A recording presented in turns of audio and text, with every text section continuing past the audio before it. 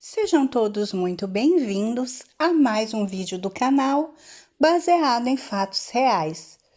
Hoje conheceremos a história de uma mulher muito corajosa que lutou por um ideal e por seu amor. Mas antes de conhecermos essa história, eu peço a vocês que deixem o like nesse vídeo, que me ajuda muito, ajuda a impulsionar o canal, faz com que o YouTube entenda que vocês estão gostando do conteúdo e assim o entrega para mais pessoas.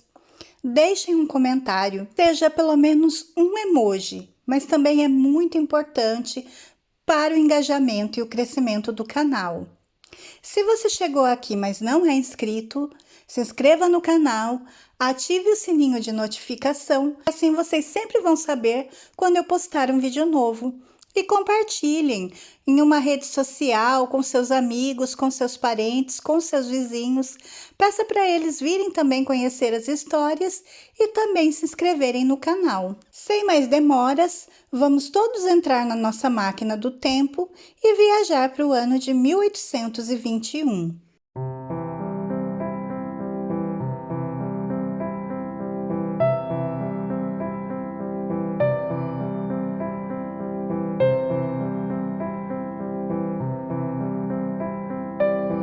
Hoje conheceremos a história de Ana Maria de Jesus Ribeiro, mais conhecida como Anita Garibaldi.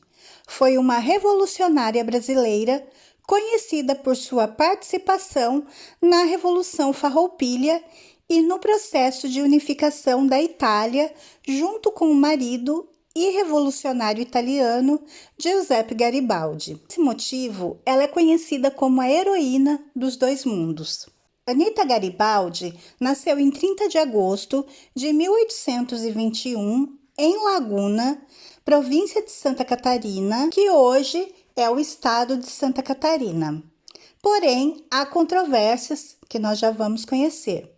E faleceu em 4 de agosto de 1849, com 27 anos, em Ravenna, nos Estados Papais, hoje a Itália.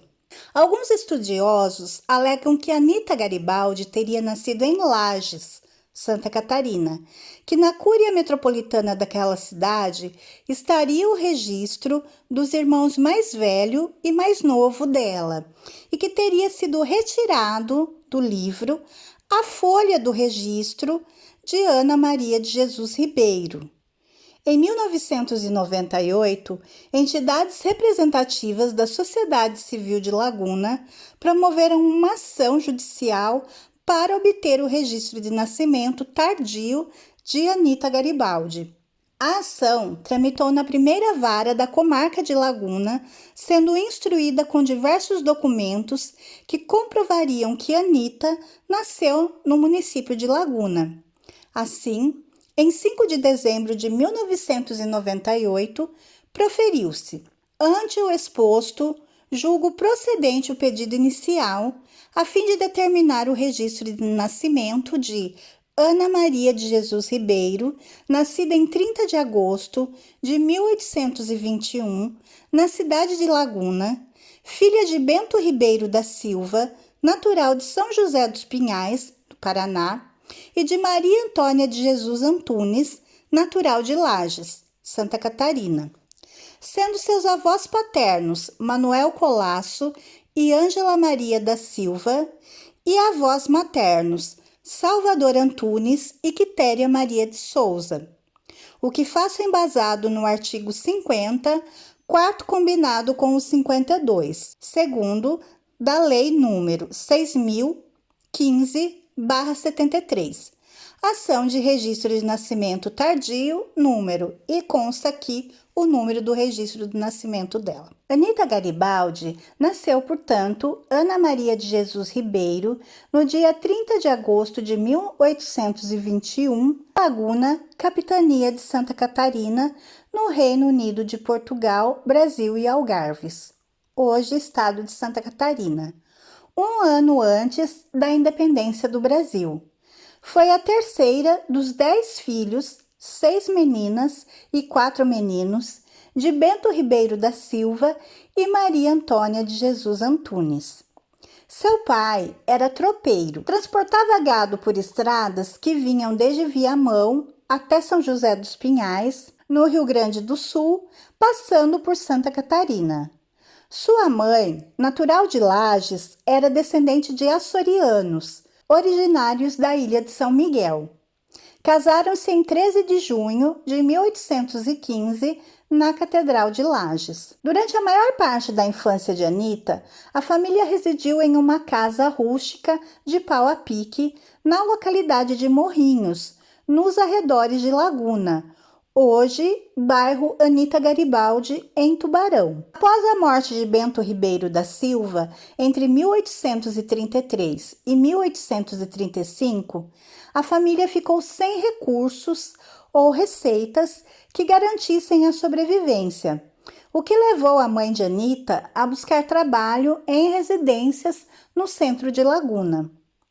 Durante esse período, a família foi visitada diversas vezes por Antônio da Silva Ribeiro, tio paterno de Anita, quando este passava por Laguna durante suas viagens como tropeiro.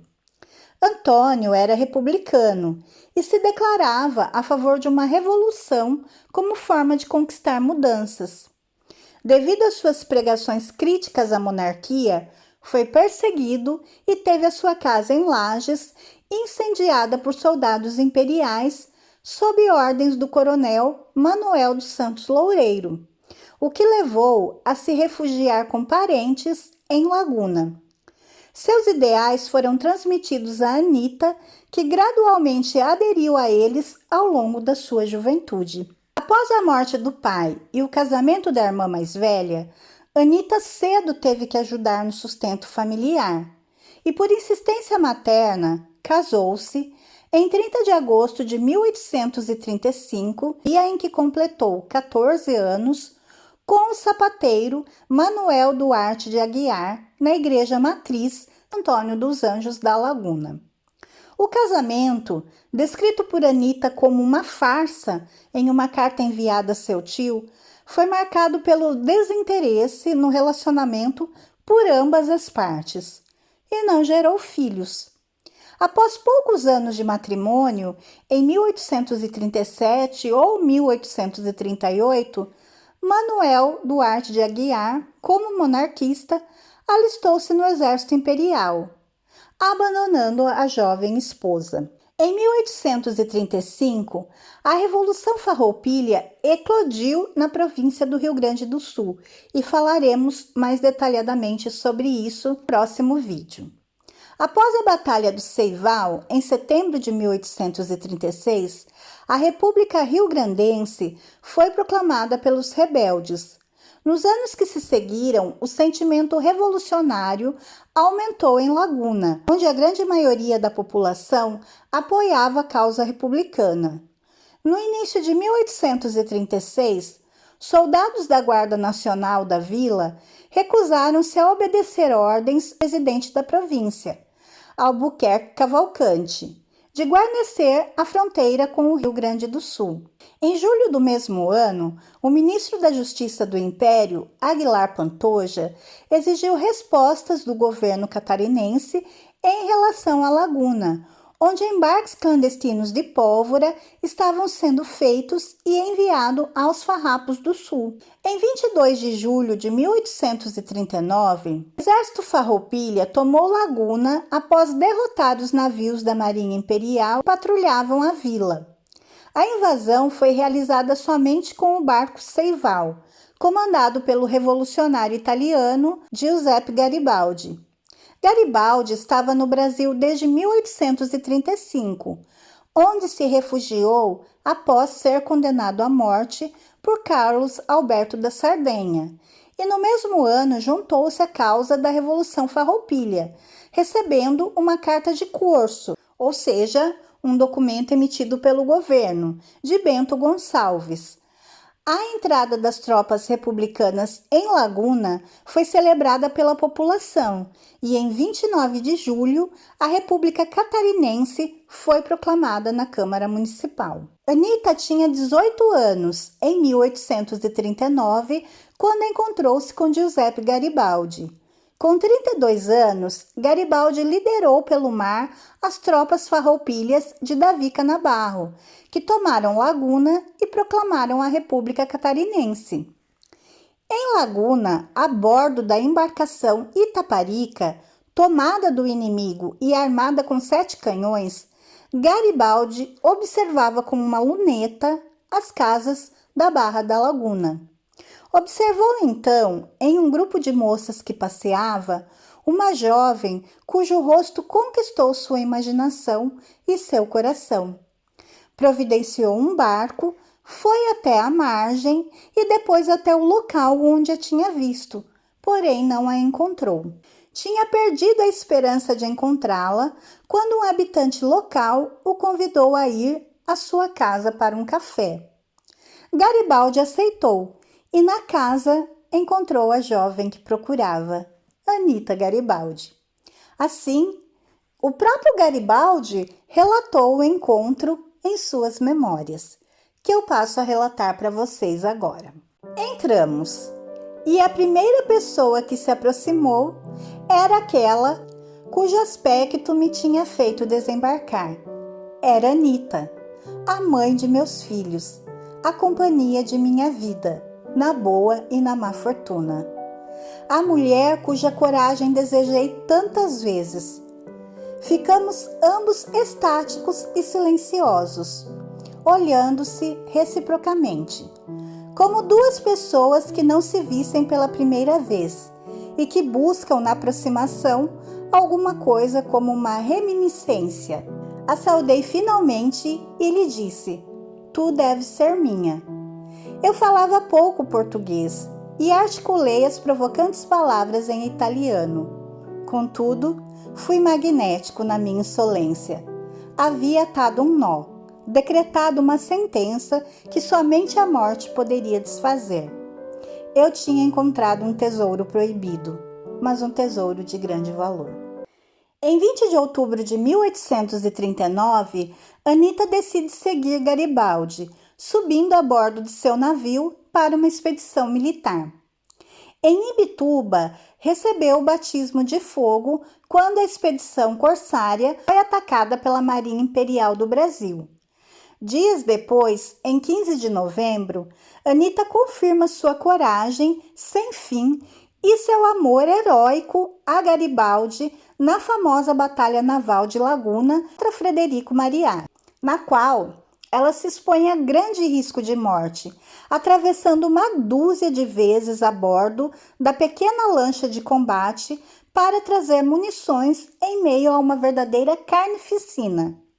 Anita também combateu ao lado de Garibaldi em Santa Vitória.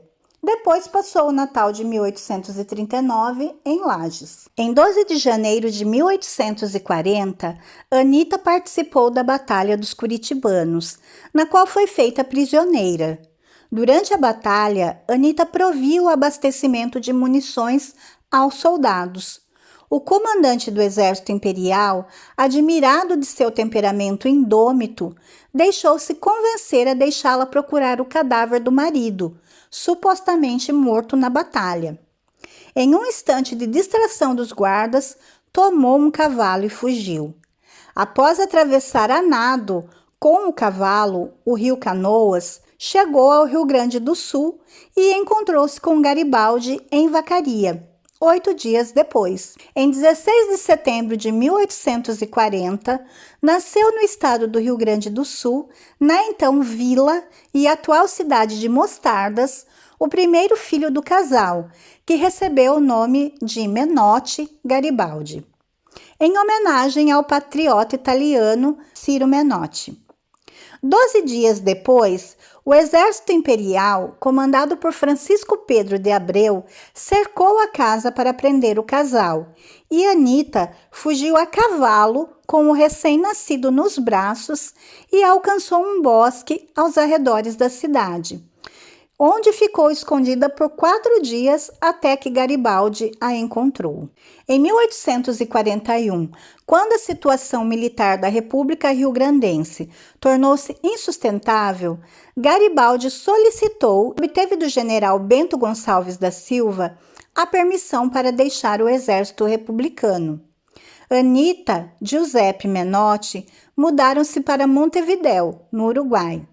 Receberam um rebanho de 900 cabeças de gado, das quais, depois de 600 quilômetros de marcha, 300 chegaram a Montevidéu em junho de 1841. No Uruguai, em 1842, 2 anos e meio após o encontro deles, o casal legalizou sua união na igreja de São Francisco de Assis, em Montevidéu. A certidão de casamento era exigida pela Constituição do Uruguai a quem aspirava a cargos políticos. Garibaldi foi indicado comandante da pequena frota uruguaia que combatia a potente esquadra naval argentina pelo almirante William Brown.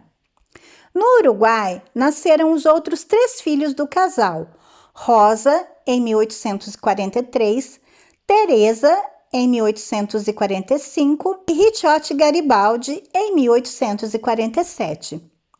Rosa faleceu aos 2 anos de idade por asfixia, por causa de uma infecção na garganta, o que fez Anita e Garibaldi sofrerem muito. Em 1846, Garibaldi tentou enviar Anita e as crianças para longe, para Nice, para ficarem com sua mãe, mas obteve um parecer negativo do Ministério dos Negócios Estrangeiros do rei Carlos Alberto Solaro de la Margarita, em junho de 1846. Mais tarde, com os legionários italianos planejando voltar para casa e graças ao recolhimento de fundos organizado, entre outros, por Stefano Antonini, Anita, com seus 3 filhos e outros familiares dos legionários, partem finalmente em janeiro de 1848, em um barco com destino a Nice, onde foram confiados por um tempo sob os cuidados da família de Garibaldi. Em 1847, Anita foi para a Itália com os 3 filhos e encontrou-se com a mãe de Garibaldi. Elas depois viajaram para a cidade de Nizza, atual Nice, na França, onde ficaram morando. O próprio Garibaldi reuniu-se a eles alguns meses depois, quando voltaram à Itália. Os filhos de Anita e Garibaldi ficaram na França com a mãe dele. Em 9 de fevereiro de 1849, presenciou com o marido a proclamação da República Romana, mas a invasão franco-austríaca de Roma, depois da Batalha do Janículo, obrigou-os a abandonar a cidade. Com 3.900 soldados, 800 deles a cavalo, Garibaldi deixou Roma. Em sua perseguição saíram 3 exércitos, franceses, espanhóis e napolitanos, com 40.000 soldados. Ao norte lhe esperava o exército austríaco, com 15.000 soldados. Anita e o marido tinham que enfrentar a guerra e lutar para salvar o território italiano. Mesmo grávida do 5º filho, ela enfrentou tudo até o fim. Anita, no final da gravidez, tentou não ser um peso para o marido, querendo deixá-lo despreocupado para lutar sozinho na guerra, dizendo então que ela poderia ir morar com a mãe dele como seus filhos moravam. Mas as suas condições de saúde pioraram quando atingiram a República de São Marino. Ela e Garibaldi decidiram não aceitar o salvo-conduto oferecido pelo embaixador americano e continuaram a fuga, pois não teriam como lutar contra milhares de soldados e, se fossem presos, morreriam na cadeia. Com febre e perseguida pelo exército austríaco, foi transportada às pressas à fazenda Guiccioli, próximo a Ravenna, onde morreu junto com a criança, em 4 de agosto de 1849, para o desespero do Garibaldi. Caçado pelos austríacos, sem nem sequer poder acompanhar o sepultamento da esposa, Garibaldi saiu outra vez para o exílio e nos 10 anos em que esteve fora da Itália, os restos mortais de Anita foram exumados por 7 vezes. Por vontade do marido, seu corpo foi transferido a Nice. Em 1932, seu corpo foi finalmente sepultado no monumento construído em sua homenagem no Janículo, em Roma. Considerada no Brasil e na Itália um exemplo de dedicação e coragem, Anita foi homenageada pelos brasileiros com a designação de 2 municípios, ambos no estado de Santa Catarina, Anita Garibaldi e Anitápolis. Muitas cidades brasileiras possuem bairros, ruas e avenidas com o seu nome, como o bairro Anita Garibaldi, em Joinville, e a Avenida Anita Garibaldi, em Salvador. Em abril de 2012, foi sancionada a Lei 12.615, que determinou que seu nome fosse inscrito no Livro dos Heróis da Pátria, depositado no Panteão da Liberdade e da Democracia, em Brasília. E essa então foi a nossa história de hoje, que vocês conheceram, a história de Anita Garibaldi, uma mulher de força, de coragem, de luta, de um amor imenso pelo seu Giuseppe e que não o abandonou nem nos momentos difíceis. Deixou uma lição do que realmente é o amor, é realmente estar junto até o fim. Uma mulher que vale muito a pena ser lembrada e ser contada a história. Eu espero que vocês tenham gostado de conhecer. Se vocês gostaram, por favor, deixem o like, deixem os comentários, se inscrevam no canal e voltem aqui para as próximas histórias. Fiquem todos na paz, um super beijo e até a próxima!